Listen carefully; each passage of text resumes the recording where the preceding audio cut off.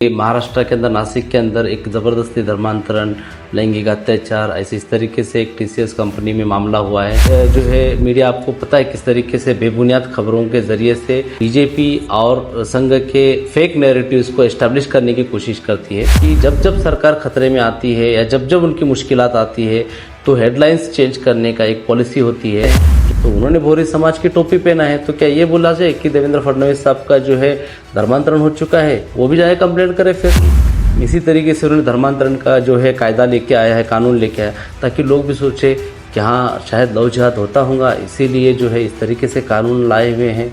मुझे ये पूछना है, महाराष्ट्र पुलिस, नासिक पुलिस, जब गौ मांस वहाँ पे खिलाया जाता है होटल्स में, तो आप क्या कर रहे हैं? बंद करवा दीजिए सभी चीज़ें। और अगर सच में धर्मांतरण ये किया गया है, लैंगिक अत्याचार है, तो बेशक सजा मिलनी चाहिए, इसमें कोई दो राय नहीं है। जय हिंद दोस्तों, आप लोग जानते हैं कि महाराष्ट्र के अंदर, नासिक के अंदर एक ज़बरदस्ती धर्मांतरण, लैंगिक अत्याचार, ऐसे इस तरीके से एक टीसीएस कंपनी में मामला हुआ है। इसको लेके मीडिया में बहुत सारा मीडिया ट्रायल चल रहा है और बहुत सारे अनाप शनाप बेबुनियाद खबरें आ रही है। उन्होंने गुरुदी मीडिया ने कभी बताया कि निदा खान जो है एक 3 महीने की प्रेग्नेंट औरत को उन्होंने बाकायदा एक मेन सूत्रधार, मुख्य आरोपी इस तरीके से पोर्ट्रेट किया है, जबकि ये सारी चीजें जो है मीडिया आपको पता है किस तरीके से बेबुनियाद खबरों के जरिए से बीजेपी और संघ के फेक नैरेटिव्स को एस्टैब्लिश करने की कोशिश करती है। नासिक पे जो भी मामला हुआ है वो अंडर इन्वेस्टिगेशन है। जो भी इन्वेस्टिगेशन के बाद में सच और झूठ सामने आएगा। हम यहाँ पे किसी को डिफेंड नहीं कर रहे, लेकिन कुछ जो चीजें हैं सोचने लायक है, जो अगर आप माइंड अप्लाई करेंगे तो आपको कुछ चीजें समझ में आएगी। तो वो कुछ चीजें हम लोग आपके सामने रखना चाहते हैं। आप जानते होंगे कि बताया गया है कि बहुत ज्यादा वहां पे जबरदस्ती धर्मांतरण किया गया है, कई सारे विक्टिम्स है, इस तरीके से बताया गया। असल में जब भी सरकार के एक नॉर्मली वर्ल्ड लेवल पे बोलिए, नेशनल लेवल पे या स्टेट लेवल पे क्या होता है कि जब जब सरकार खतरे में आती है या जब जब उनकी मुश्किलात आती है तो हेडलाइंस चेंज करने का एक पॉलिसी होती है जो मीडिया को डाइवर्ट करने का है। हमें कहीं ना कहीं लगता है कि ये इस तरीके के मामले जो है ना इसी तरीके से उछाले जाते हैं, क्योंकि इसमें जो एलिगेशंस लगाए हैं, जो धर्मांतरण जबरदस्ती करने की बात की गई, कैसे धर्मांतरण किया, क्या उनको मस्जिद में ले कलमा पढ़ाया गया या उनके नाम बदले गए, क्या किया गया? तो 4 चीजें उन्होंने मेनली हाईलाइट किया हुआ है। पहली चीज उन्होंने बताया कि जो गवर्नमेंट के जरिए से बोलिए, मीडिया में जो आया है कि पहले बताया गया कि एक वीडियो सोशल मीडिया पे वायरल हो रहा है जहां पे 2 युवक है, एक मुस्लिम युवक है और दूसरा एक युवक है, जिसको मुस्लिम युवक बोलता है कि मैंने आपके लिए गिफ्ट के तौर पे टोपी लाया हूं, और वो टोपी जो है दूसरा युवक हंसते हुए लेता है, मुस्कुराते हुए, दोनों हंसते हैं, गले मिलते हैं। तो इस वीडियो को बताया गया, देखिए किस तरीके से इसको जबरदस्ती धर्मांतरण किया गया। या प्रकरणातील आरोपींनी तिथल्या कर्मचाऱ्यांवर दबाव टाकून कशा प्रकारे धर्मांतर केलं याचा व्हिडिओ समोर आलाय।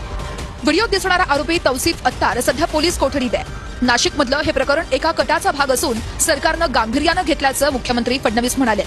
ये सब बचकानी बातें लगती है, इमेच्योर बातें होती है, क्योंकि हम जानते हैं कि हमारी सभ्यता, हमारी संस्कृति में हम किसी के त्योहार पे जाते हैं, ईद पे जाते हैं या किसी त्योहार पे जाते हैं, तो वहां पे एक सिंबॉलिक टोकनिज्म के तौर पे जो है वहां का टोपी बोलिए या फिर और भी धार्मिक जो चीजें उसको अडॉप्ट करते हैं। मोदी जी का अगर आप देखेंगे, यही अगर लॉजिक अगर यूज करेंगे आप, हमारे देश के प्रधानमंत्री मोदी जी कई सारे जगह पे आप देखेंगे उनको, जैसे गुरुद्वारा चले गए तो वहां पे पगड़ी बांध ली उन्होंने, वहां का परिधान जो भी ड्रेस कोड है उसको ये कर लिया। इसका मतलब थोड़ी है कि मोदी जी का धर्मांतरण कर दिया आपने। तो उसके बाद में हम महाराष्ट्र के सीएम आप देवेंद्र फडणवीस का भोरी कम्युनिटी के कई सारे रिलीजियस फंक्शन में जाते हैं, कहीं जाते हैं तो उन्होंने भोरी समाज की टोपी पहना है, तो क्या ये बोला जाए कि देवेंद्र फडणवीस साहब का जो है धर्मांतरण हो चुका है, वो भी जाए कंप्लेंट करे? फिर ये नीतीश राणे जैसे हिंदुत्व के अनाधिकृत जो भाजपा के भोंगे हैं, जो बसते हैं रात दिन हिंदुत्व के नाम पे, इनके कई सारे फोटोग्राफ्स है, टोपी पहने हुए, दरगाह पे गए हुए, ये सारी चीजें हैं। यही गोपीचंद पडळकर, इनके कई सारे फोटोज हैं, जो आजकल बोलते फिरते हैं फ्रूट जिहाद, केमिकल जिहाद, पता नहीं ढमकाना भमकाना बहुत सारी चीजें, क्योंकि भाजपा को जो है यहाँ पे महाराष्ट्र में जो है लव जिहाद, लैंड जिहाद या और भी कॉर्पोरेट जिहाद, इस तरीके से फेक नैरेटिव्स को एस्टैब्लिश करने के लिए जो है इस तरीके से हर कई सारे मामलों को अननेसेसरी उछाला जाता है। ये इनकी हिस्ट्री रह चुकी है। इसी तरीके से उन्होंने धर्मांतरण का जो है कायदा लेके आया है, कानून लेके आया, ताकि लोग भी सोचे कि हाँ शायद लव जिहाद होता होगा, इसीलिए जो है इस तरीके से कानून लाए हुए हैं। तो ये इनके फेक नैरेटिव्स को एस्टैब्लिश करने के लिए चीज़ें होती हैं। ये टोपी का जो मामला है, ये आप देखेंगे कि क्लिप अगर देखेंगे आपको वाज़ेह हो जाएगा। दूसरा उन्होंने बताया कि महिलाओं को जो है ना ज़बरदस्ती जो है बुर्का पहनाया जा रहा था। सोचने की बात है, महिलाएं अपने घरों से आती है, ड्रेस घर से पहन के आते हैं, सारी चीजें सामने दिखती है, आप किस तरीके से किसी को जबरदस्ती बुरखाए बनाते। और अगर इस्लामिक अगर प्रिंसिपल भी बोलेंगे तो किसी को जोर जबरदस्ती कर ही नहीं सकते। कई सारे मुस्लिम महिलाएं जो बुरखा नहीं पहनते हैं। दूसरा एक एलिगेशन जो है उन्होंने बड़े इस पे तौर पे लगाया कि उन्होंने बोला कि रोजा जबरदस्ती रखाया जाता। कितना जालिमाना चीज होती थी। अगर आप किसी महिला को जबरदस्ती रोजा रखाना चाहते हैं तो आपको सहरी कराने के लिए सुबह में 4:30 के आसपास वो महिला के घर पे जाना पड़ेगा, दरवाजा खटखटाना पड़ेगा, उनके घर के लोग होंगे वहां पे, फिर उसको खाना खिलाना पड़ेगा, सहरी कराना पड़ेगा। ये सब चीजें जो चीजें है वो तथ्यहीन है, बेसलेस है, हमको सोचने पे मजबूर करती है। एक आम आदमी भी जानता है कि रोजा कब रखते हैं, और जब पूरा दिन 24 घंटे जब रोजा होता है उस वक्त में आप कब खा रहे क्या करे, कौन आप पे वॉच रखेगा। तो ये सब चीजें एलिगेशन उन्होंने लिया। बाद में बोला गया कि बीफ उनको खिलाया गया है जबरदस्ती भी। अरे भाई, आप जबरदस्ती आपके बच्चों को खाना खिला नहीं सकते और बीफ की बात करते, पूरा होटल्स में ले जाके खाना खिलाया गया, गो मांस खिलाया गया है। मुझे ये पूछना है, महाराष्ट्र पुलिस, नासिक पुलिस, जब गो मांस वहां पे खिलाया जाता है होटल्स में, तो आप क्या कर रहे हैं? बंद करवा दीजिए सब ये चीजें। और जिन होटल्स में खिलाया जाता है वहां पे मुस्लिम समाज के अलावा जो है और भी समाज के लोग होते हैं, इतना जबरदस्ती खिलवाया जाता है।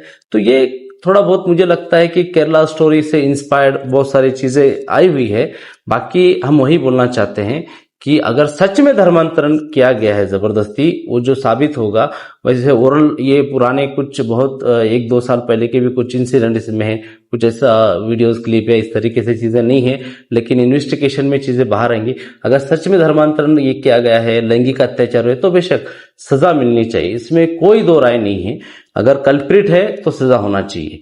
लेकिन आप जो इस तरीके से आरोपी का धर्म देख के पूरे समाज को टारगेट करते हैं, एक समाज की लिंचिंग की जैसा आप हालात बनाते हैं, इस तरीके से फेक नैरेटिव सेट करके जो है एक मुस्लिम समाज के ताल्लुक से दूसरे जो धर्म के लोग हैं उनके दिलों में आप शत्रुत्व की भावना निर्माण करते हैं। ये महाराष्ट्र के सामाजिक स्वास्थ्य के लिए कभी भी फायदेमंद साबित नहीं होगा।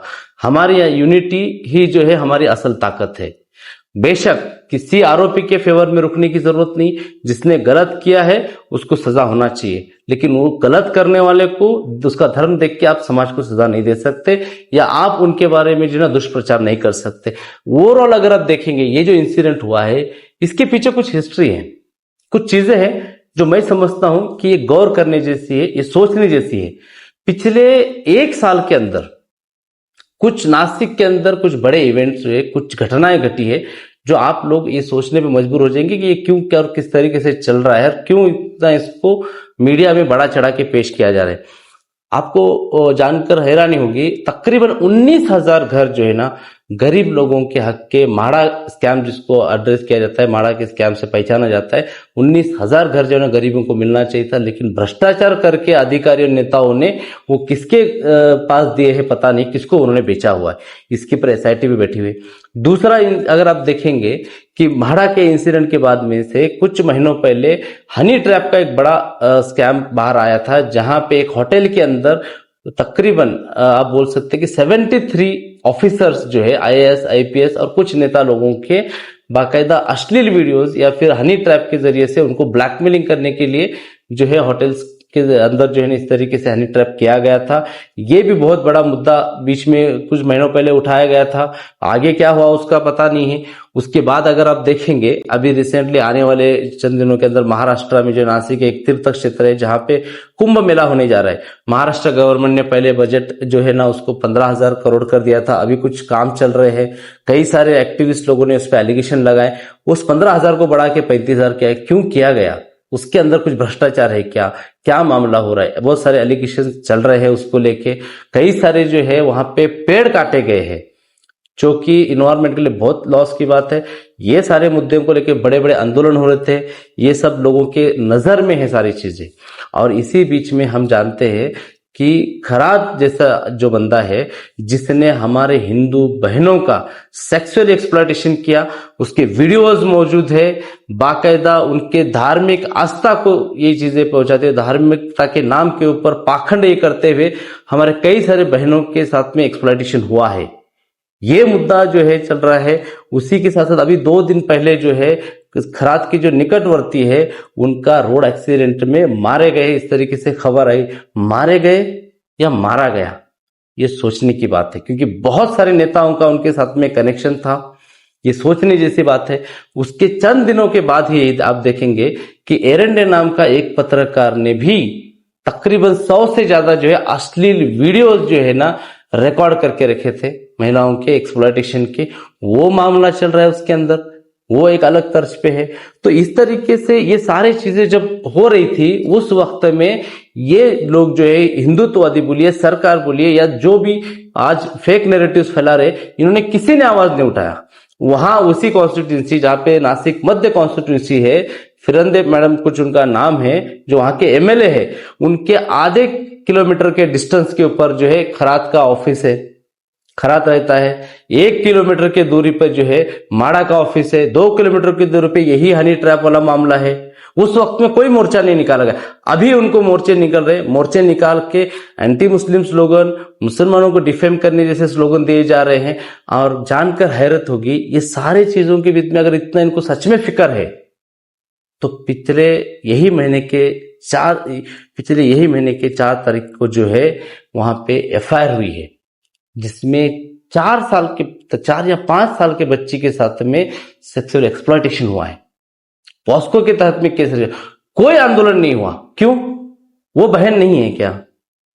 तो ये जो ओवरऑल इनका जो नाटक ड्रामा चलता है, ये क्यों चलता है? ताकि अपना फेक नैरेटिव ये एस्टेब्लिश कर सके। इसी बीच में अगर आप देखेंगे कि ये जब सारी चीजें हो रही, सोचने की बात है, महाराष्ट्र में कई सारी कंपनियां बाहर जा रही। अगर आप टीसीएस जैसे 2.67 लाख का जिसका टर्नओवर है, इस तरीके से कंपनियों का अगर आप लिंचिंग करेंगे मीडिया के जरिए से, आपके फेक नैरेटिव्स के जरिए से, बाहर की जो कंपनीज है, चाहे वो अभी फिलवक्त में भी लेंसकार्ट का भी इश्यू चल रहा है कि वहां पे ये अलाउ नहीं किया, वो नहीं किया, मतलब आप हर चीज में धर्म अगर निकालेंगे, किस तरीके से बाहर की कंपनियां यहां पर आएंगे, और उसके बाद में अगर इस तरीके से कंपनियां अगर बंद करके यहां से चले जाएंगे, लॉस किसको होने वाला है? इनके नफरत के राजनीति का शिकार हमारे यहाँ के आम आवाम हो जाएगी। हमारा बोलना यही है कि ये सारे चीजों में जो है ये अलग अलग तरीके के जिहाद ये करते हैं। कुछ गोपीचंद ने बोले कि कॉर्पोरेट जिहाद निकाला है, अब इन लोगों ने लव जिहाद निकाला, लैंड जिहाद निकाला है। तो नसीब अच्छा हुआ कि खराद जो है वो हिंदू धर्म का था। अगर मुस्लिम धर्म का होता तो ये लोग टेबल जिहाद तक बोलने के लिए कम नहीं करते थे। ये इनकी हरकतें हैं कि अल्टीमेटली जो है समाज को आप तोड़ रहे हैं। हमारा बोलना यही है कि अगर रियल कल्प्रिट है, इन्वेस्टिगेशन होने दीजिए, मीडिया ट्रायल मत चलाइए, आप लिंचिंग मीडिया के जरिए से मत कीजिए, और एक समाज को जो है आप शत्रुत्व की जैसा भावना मत कीजिए। एक कॉल होता है, जो एक फ्रेज यूज होता है, call him a dog and shoot. तो इस तरीके की सियासत जो है महाराष्ट्र के लिए, मुल्क के लिए बेनिफिशियल नहीं है। ये चंद चीजें हैं जो हमको लगता है कि ये लोगों के सामने जाना चाहिए, और आए हुए खबरों के ऊपर यकीन नहीं करते हुए अपना माइंड अप्लाई करें। इस मुल्क की यूनिटी ही हमारे देश की असल ताकत है। धन्यवाद।